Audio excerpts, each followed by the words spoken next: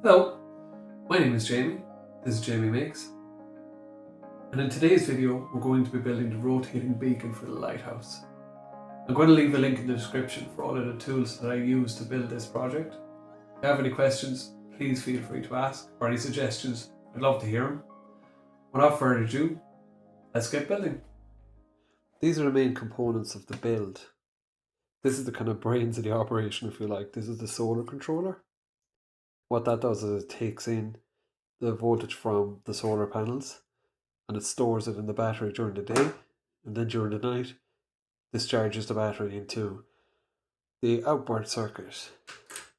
And on the outboard circuit you have this little 3-volt 25 RPM motor. The set of LEDs, I'm not sure how many LEDs yet. This is going to be the one that goes into the beacon. There's going to be several that go into the house that accompanies the lighthouse as well. I'm not sure yet, I haven't designed the house, but the battery is more than capable. This is a 3.7 volt, 2.6 amp hour battery. It's from RS Components. It's one of the RS Pro batteries. I haven't used it yet. Can't really talk to it, but I imagine it's going to be quite good because I had an 800 milliamp hour battery from the same company that I built into other lighthouses, and they were really good. So this is much more powerful. So these two solar panels are the solar panels that I'm going to use. They generate 6 volts at 200 milliamps. So I'm going to use both of them because, of course, I live in Ireland and the weather isn't exactly fantastic all of the time here. The outboard circuit, which is going to feed the motor and the LED for the beacon, will just have a resistor to protect the LED and this diode. So what the diode does, when the motor stops, the magnetic field inside of the motor collapses, and as it collapses it sends a spike of voltage back which can go to the solar circuit and damage it.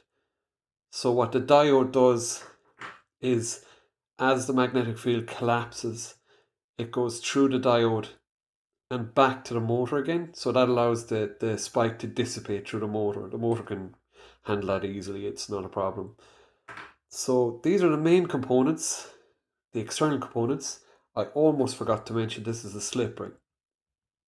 So a slip ring allows for, a slip ring allows for a wire to travel through the slip ring, and on one side of the slip ring to stay stationary, and on the other side of the slip ring to spin without it tangling or messing up the wire, which is a really cool little device. So this is obviously going to hold the beacon for the lighthouse, and it's going to allow me to send the voltage into the LED and spin the LED around. So these are the main components. These are the external components that I've bought, should I say. This is a little piece of Vero board that I'm going to build a little outboard circuit on. It will really only hold the diode because I'm going to solder the resistor onto this little piece of wire, which is on the part of the slip ring that stays stationary. So in a moment we're going to look at the motor mount. I'm going to show you where the motor fits into the motor mount, how the beacon attaches to the motor mount, and where it sits in the whole model. So this is a pre-assembly of the beacon. You can see the LED sits right here. I've replicated a Fastnet lens, which is a lens used in a lighthouse to take the scattered beams of light that come from the bulb, and it focuses them down into a straight beam. And that means that the light travels much further and is much brighter. Next steps, we're going to solder our resistor onto this leg of wire, which is going to travel down through the pipe. We're going to cut the pipe, and then we're going to solder the wires onto the motor, and we're going to crimp connectors onto each piece.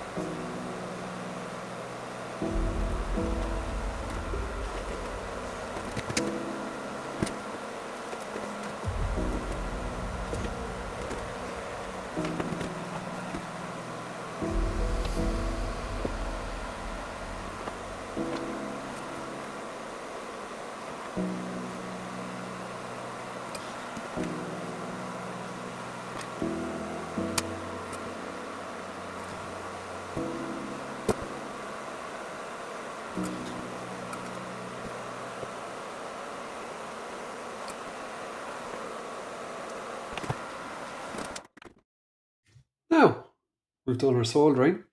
We've soldered in the resistor, the LED, into the slip ring. And we're going to try to do an assembly of the beacon. So, this is the motor mount, as we mentioned before. The motor should slot right in here, like this. Yep.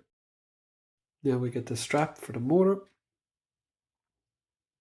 Conveniently, I have my little M2 machine screw right there. I've heard these called a cheese head screw on a 3D print that I was looking at on the Bamboo Labs Maker World before. Interesting. Now, so we're going to attach machine screws into the threaded inserts, like so. I think the other one might be a little more tricky to get in. I'm not going to tighten this fully down. I'm just going to have it so it just grabs, just like that. And then I'm going to attach the second. Wasn't too bad actually. Okay, let's tighten it down. As I said, I'm not going to tighten everything down because this is just an assembly to see if everything works properly. Although, to be honest, I don't want to bend the wire on the LED too many times because it will snap the leg off the LED. Let's see, here, this is the LED. So I don't want to bend those legs too many times because if I do, as I said before, it'll snap these legs. So we'll try an assembly, and if it works out, it may just stay the way we leave it today. So I'm going to push the LED through. That's a friction fit, so it should just stay there from now on. Then hopefully this should slot through. I've made the slot in the beacon like this specifically so that I could take the slip ring back off if I needed to. Also, I need this piece of wire to be quite short because otherwise it'll snag on the pipe that goes up through the beacon. It'll snag on that pipe and it'll stall the motor. If it stalls the motor, that's how the motor would get burnt out. This is a good example of how the slip ring actually works. You can see this end, the wire doesn't turn, and on the other side it does. So this gives you an idea really about what the beacon does. You can see as the LED points towards you, it'll flash. Just like that. So let's see if it mounts to the motor mount. First we're going to put in our little tube. I've cut this down to size just using a hacksaw. So this goes through this little hole right here. I'm going to have to glue this in a moment. I'm not going to do it right now. We're going to see if everything fits, but I am going to have to glue this in a moment or two.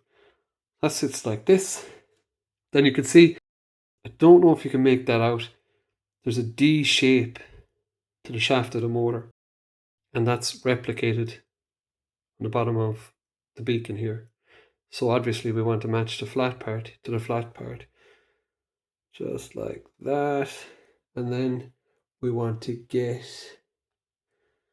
trying to make sure that you can see and I can see at the same time, which is trickier than it appears. So there we go. This is the beacon all soldered up. This is one of my I think they're called the point connectors. So this is one of my micro connectors on the motor. I need to put another one on the LED, but obviously enough. This is where I'm hoping that I won't have too much trouble in the future, because once the connector goes on to the end of these wires, it won't be able to come back up through that pipe anymore. But my thought is I can get to the LED. You can see there I can disconnect it from the drive shaft of the motor. So I can change the LED, which is more likely to die than the slip ring. So it's really only if the slip ring is damaged beyond repair that I'll need to change it. And that should be, hopefully, the only point that I'll have to actually take this wire back up through this tube. And if that is the case anyway, I will be getting rid of this slip ring. So you might ask, well, if in that case, why would you put a connector on the end of this?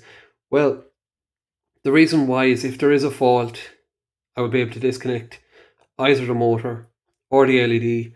And if the electronic circuit continues on working, I know I've isolated the problem. So we'll slip the wires down through the pipe, and that should be, hopefully, a dry assembly of the beacon. Next up, I'm going to glue the pipe in, which I'll do off camera. And then we will put a connector on the end of these wires. For now, let's just see if everything hooks up properly.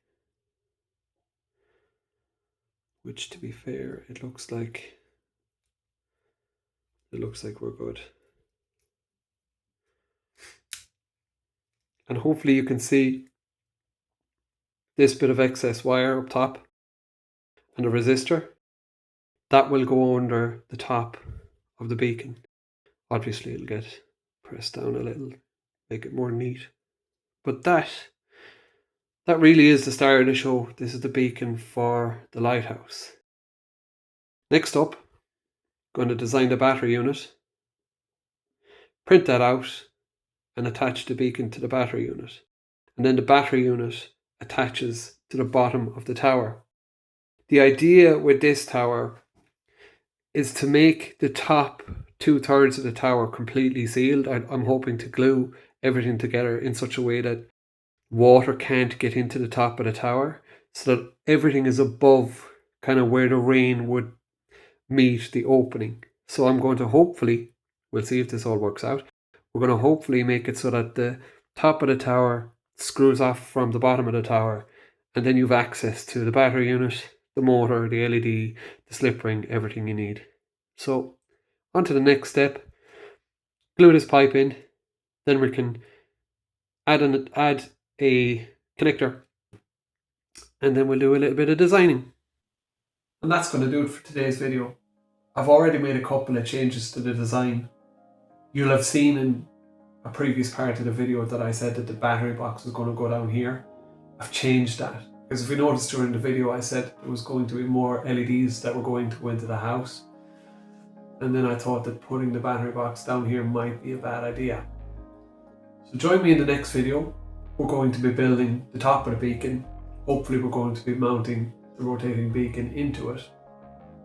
So let's see how that goes. We'll see you in the next video.